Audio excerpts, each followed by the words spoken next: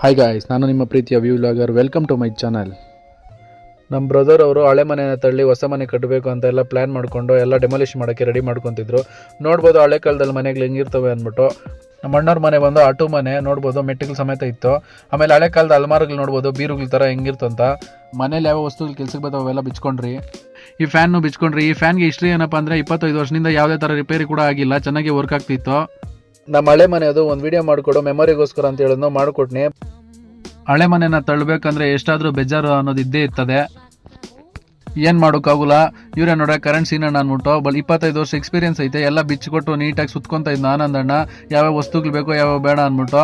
ಅವೆಲ್ಲ ಮಾಡೋಷ್ಟೊಳಗೆ ಇವ್ನು ಬಂದು ಕೆಲಸ ಮಾಡೋ ಅಂದರೆ 10 ನೋಡ್ಕೊಂಡಿದ್ನು.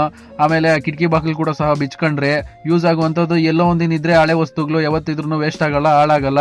ಅಲ್ಮಾರ್ ಬಾಗಿಲುಗಳೆಲ್ಲ ನೀಟಾಗಿ ಬಿಚ್ಕೊಂಡ್ರೆ ಅವೆಲ್ಲ ಒಂದು ಕಡೆ ಸಾಕ್ಸ್ಬೇಕು ಅಂದ್ಬಿಟ್ಟು ಪಕ್ಕದೂರ ಕಡೆ ಸಾಕ್ಸ್ಕೊಂಡು ಮನೆ ಕಡೆ ಬಂದು ನೀಟಾಗಿ ಫ್ರೆಶ್ ಅಪ್ ಆದ್ನೆ. ಫ್ರೆಶ್ ಅಪ್ ಆಗೋಷ್ಟೊಳಗೆ ನಮ್ಮ ಅಕ್ಕನು ಬಿಸಿ ಬಿಸಿಯಾಗಿ ಬಿರಿಯಾನಿ ಮಾಡಿ ಇಟ್ಟಿದ್ಲು, ಸ್ಪೈಸಿಯಾಗಿ ಚೆನ್ನಾಗಿತ್ತು. ನಮ್ಮ ಅಣ್ಣನು ಬೆಂಗಳೂರಿಂದ ಬಂದಿದ್ನೋ, ಎಲ್ಲರೂ ಒಟ್ಟಿಗೆ ಸೇರ್ಕೊಂಡು ಆರಾಮಾಗಿ ಹೊಟ್ಟೆ ತುಂಬ ಊಟ ಮಾಡಿ ಎಂಜಾಯ್ ಮಾಡಿದ್ರೆ ಬಿರಿಯಾನಿ ತಿನ್ಕೊಂಡು. ಯಾರಾದರೂ ಹೊಸಬರು ನೋಡ್ತಾ ಇದ್ರೆ ಫಾಲೋ ಮಾಡ್ಕೊಳ್ಳಿ. ನೆಕ್ಸ್ಟ್